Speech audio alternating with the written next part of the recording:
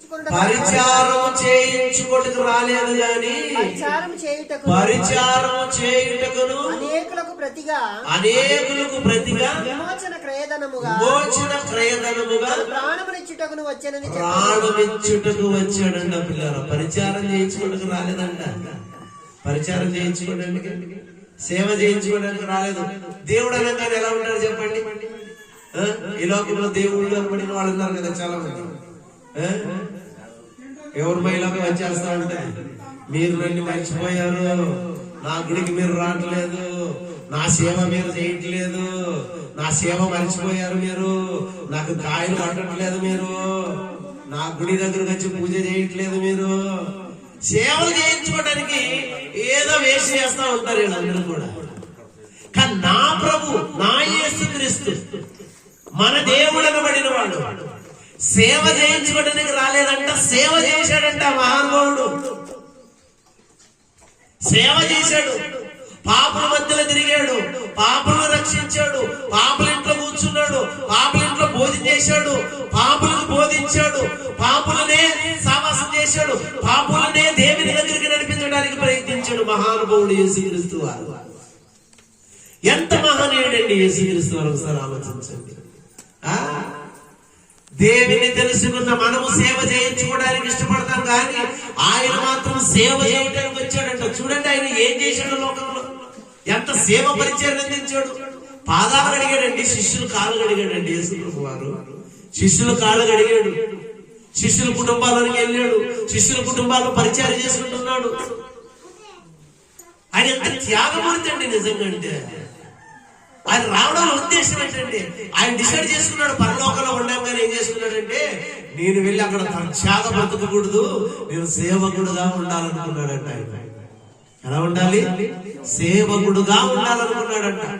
అందుకే నేను సేవ చేయించుకోవడానికి కూడా రాలేదు, నేను పరిచారం చేయుటకు వచ్చింది, అందరి కొరకు క్రయధనముగా నా ప్రాణమే ఇచ్చుటకు నేను వచ్చింది అన్నాడు.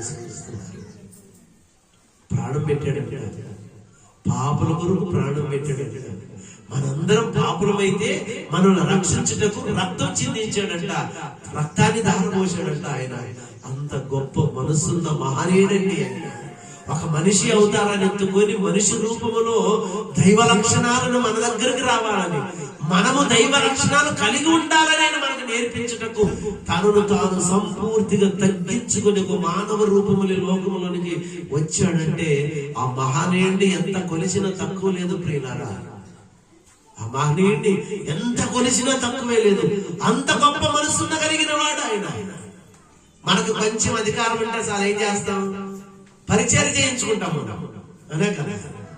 ఆ గ్రామ పంచాయతీ మెంబర్ ఉన్నాడు అనుకోండి, ఒక కౌన్సిలర్ ఉన్నాడు అనుకోండి, ఒక ఎమ్మెల్యే ఉన్నాడు, ఎంపీ ఉన్నాడు, రాజకీయ నాయకులు ఉన్నారు అనుకోండి, పరిచయం చేయించుకోవడానికి. పరిచారం చేయించుకొనుటకు ప్రయత్నిస్తారే తప్ప సేవ చేయాలన్న ఆలోచన ఎవరికి లేదు ప్రియులారా. సేవ చేయాలన్న ఆలోచన లేదు. సేవ చేయించుకోవడానికి వచ్చాడా, సేవ చేయడానికి వచ్చాడు యేసు ప్రభువు. అందుకే కుష్ఠ రోగుల మధ్యలో తిరిగాడు, రోగాలను బాగు చేశాడు. పాపుల మధ్యలో తిరిగాడు, పాపాలన్నీ తీసేశాడు. పేదవాళ్ళ దగ్గర ఉన్నాడు, పేదవాళ్ళని ధన్యులని వాళ్ళకి బోధించుకుంటూ దేవుని రాజ్యాన్ని విస్తరించుకుంటూ అనేక ఆత్మల దేవుని వైపు నడిపించాడు మహనీయుడు. అంత గొప్ప మనసున్న మహారాజు ఆయన చెప్పడానికి నేను వెనకాడను కలిగినాను. మనసున్న మహారాజు ఆయన. ఆయనకి లోకం ఏమిచ్చింది? శిలువనిచ్చింది. ఈ లోకం ఏమిచ్చింది? ఆయన వీపుకి కొరడాలు దెబ్బలిచ్చింది.